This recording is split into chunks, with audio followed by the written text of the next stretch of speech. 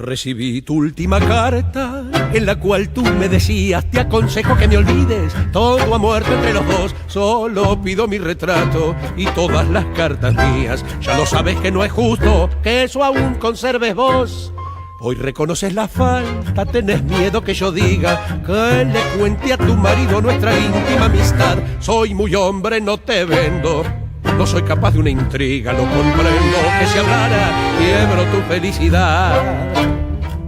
Pero no vas a negar que cuando vos fuiste mía, dijiste que me querías, que no me ibas a olvidar y que ciega de cariño me besabas en la boca como si estuvieras loca, sedienta nena de amar.